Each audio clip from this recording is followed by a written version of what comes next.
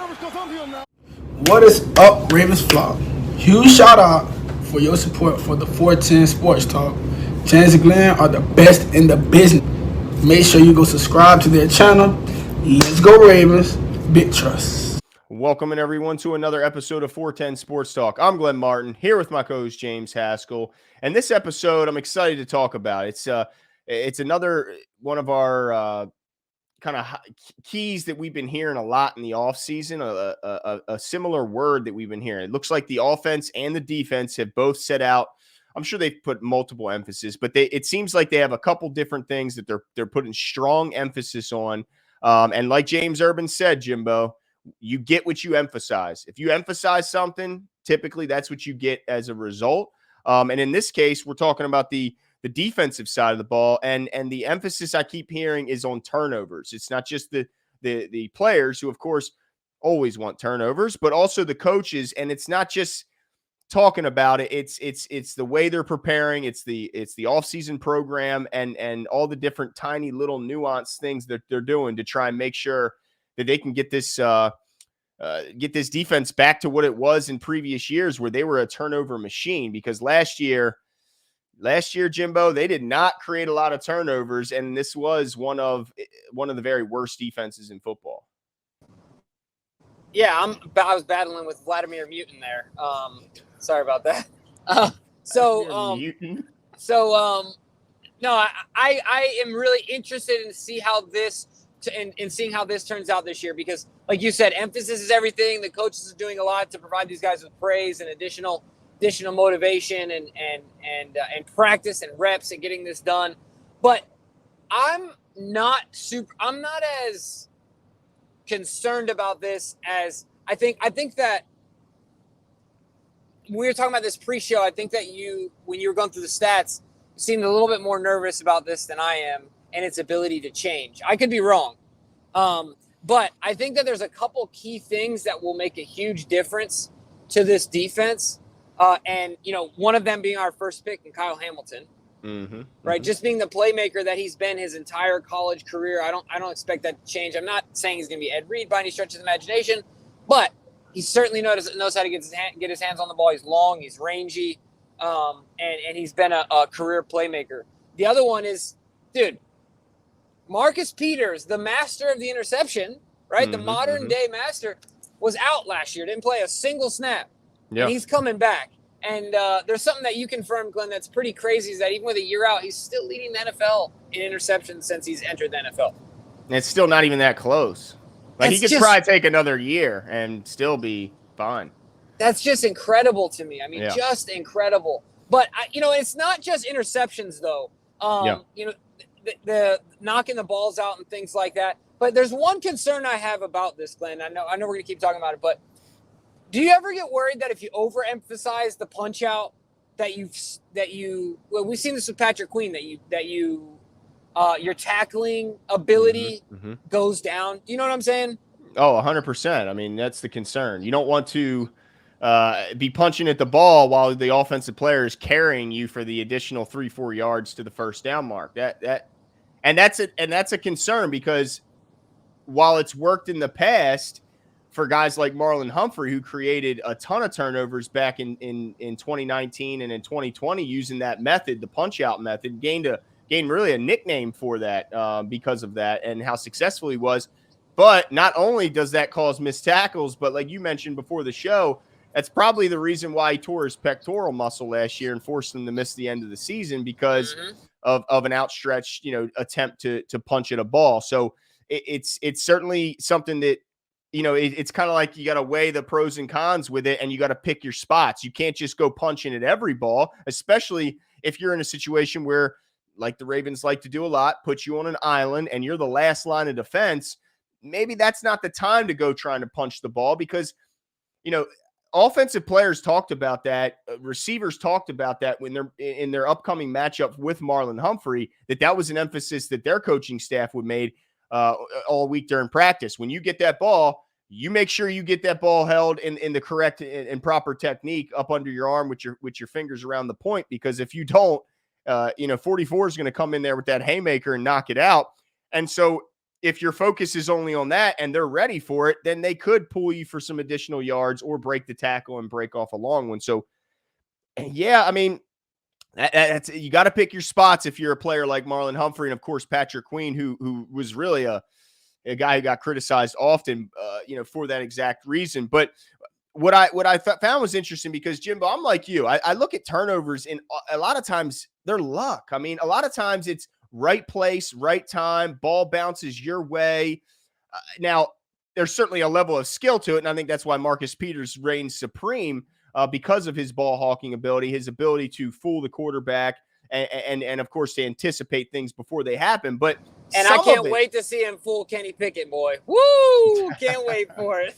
Yeah, or Jacoby Brissett, because I think that's going to be the starter in Cleveland. But I think that there's still an element of luck to some turnovers to some degree. So it's like, how do you, other than just, saying we're making emphasis, how do you do it? And so they did ask the DB coach, Chris Hewitt, for that, for his take on how do you make a difference in preparation and in practice to create more turnovers. And he said, the biggest thing is you constantly talk about it and you emphasize it in a way that you reward people for their success. If they get an interception in practice, let's make a big deal about it. Let's celebrate the guy. Let's make sure when we watch film of practice in the meeting room that we bring it up again and we praise him again. He said, look, everybody likes being praised, right? So everyone is seeking, most players are seeking, they play for their teammates. They play for their coaches. They don't seek necessarily approval, but nothing makes a player happier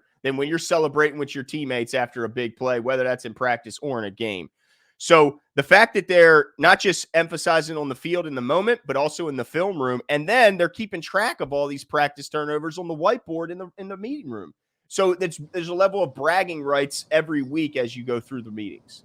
Yeah, 100%. And tactically speaking, I think that the emphasis from a strategy standpoint, other than working with the DBs to become the closest as they can to Marcus Peters, right? Like, because that's, other than just learning from Marcus, like you said, a lot of it is luck. Mm-hmm. But I think one thing that they can do is put an emphasis on the big boys up front, getting their hands on the football. Yeah. Right? Knocking that ball in the air. I think obviously Calais is extremely tall. I think Brent Urban is only about an inch or two shorter, or Brett Urban, excuse me.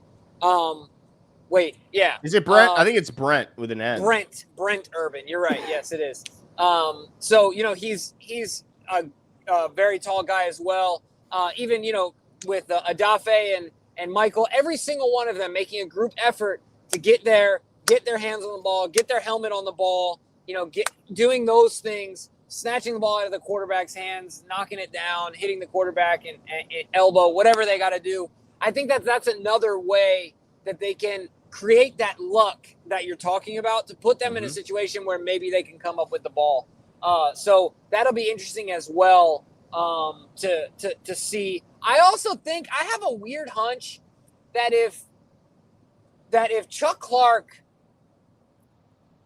I think he's staying. I mean, I don't think there's any way he gets traded at this point. I would be pretty shocked. However, I have a weird hunch that he takes the next step this year a bit and finds his way to get his hands on the football a little more and be more of a contributor in that way. It's just a hunch, but I feel it's definitely there. I mean, look what he did in the Rams game. I realized it was just a flash in the pan, but he's got it.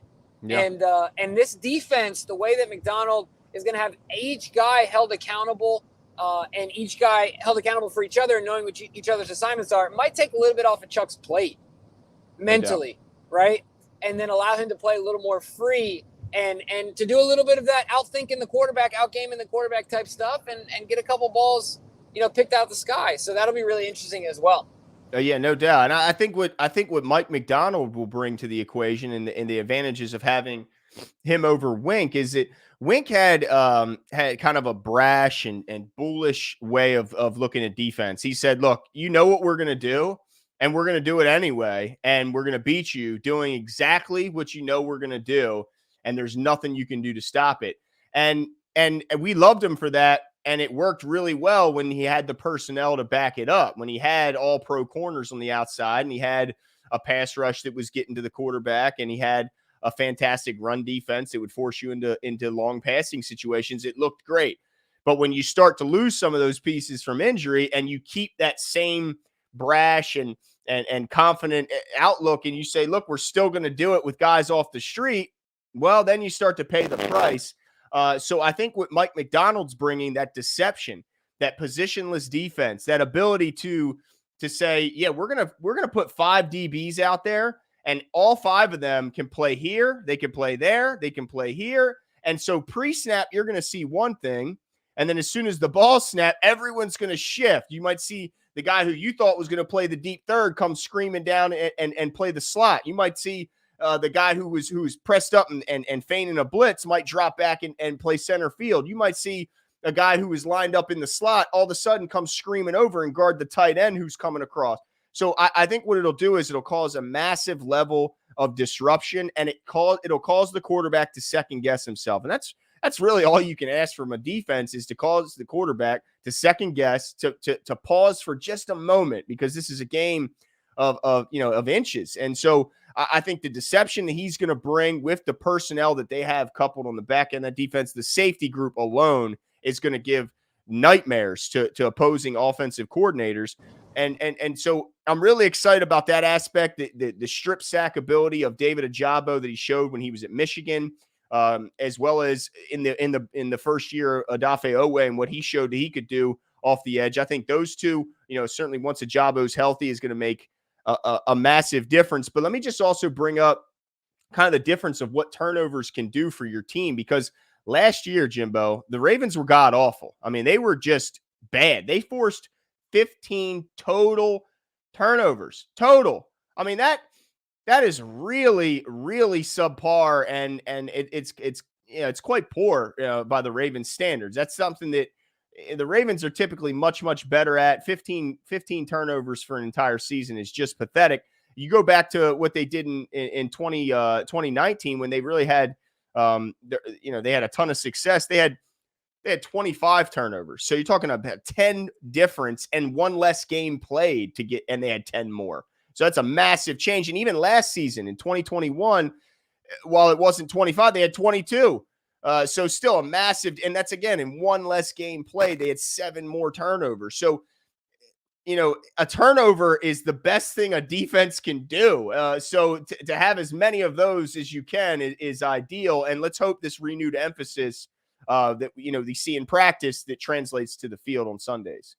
Yeah, I mean, I agree with you on all fronts there. It's going to be really interesting to see between the DBs to the guys up front to the linebackers, how they work in unison to get this done, how it comes to pass. I think between the emphasis and the personnel coming back, whether that's, through health and then the new acquisitions, in specifically Kyle Hamilton, but also, like you said, Ajabo, it's going to be so interesting. And I see this number increasing greatly for those two reasons, the emphasis and the personnel being there. And then you can add McDonald to that, the McDonald effect that we're hoping that the defense will benefit from.